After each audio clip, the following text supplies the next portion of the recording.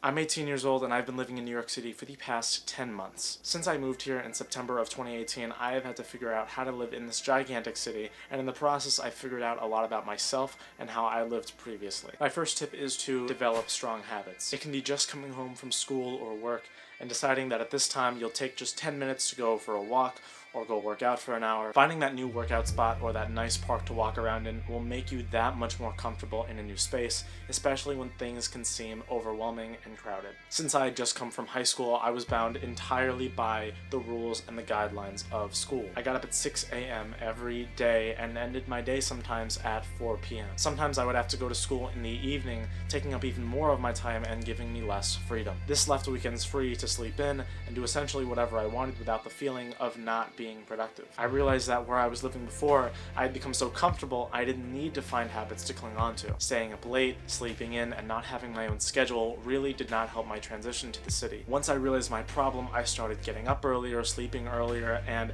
having a schedule of things to do that day. That helped my overall happiness and my acclimation to the city. It can be hard to fit into that new city, and that's why finding new friends is essential. Even if you're going with friends or you already have friends there like I did, finding new friends is a great way to feel that much more connected with the city in general and with the people around you. If you're in college, this might not seem that relevant to you since you might be making friends through your major or other friends that you have. This is like the second video now that I'm talking about friends. Keep in mind the obvious when making friends in that they don't steer you in a bad direction. This is so important because when you move to a big city, you're likely to be the most vulnerable you have been in a while. Having good friends that bring out the best in you is most important now. For those of you that don't have natural ways to make friends, classes, sometimes work, it might seem hard. That's why it's always good to join group activities or classes. That way you're all doing something you all collectively enjoy. Even if it's something as simple as painting or yoga,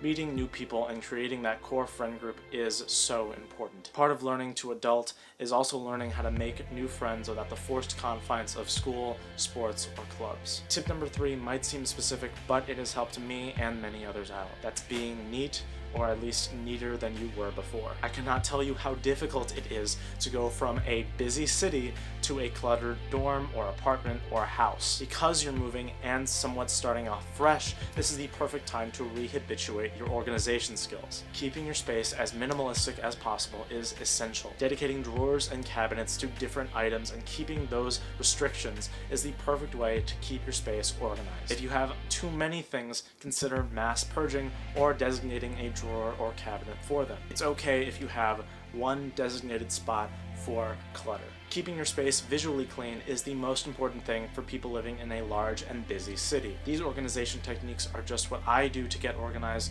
If you have your own way, that works as well. I had to force myself to become a neat person.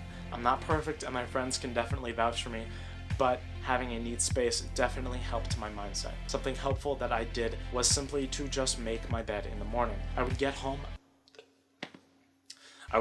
after a long day, and it felt so good to see a bed and a space almost welcoming me back. When you're new to a city, doing an excess amount of traveling can really help you out. I don't mean travel to many places or even popular places within your city. It's actually way more helpful if you find your own places in the city that you like. For instance, this past spring I posted a video where my friends and I did exactly that. Originally we were going to go to big touristy attractions, but in the end we ended up finding much lesser known places that meant something to us. Also, if you're with your friends deciding where to eat, having that little known place in your back pocket could be useful.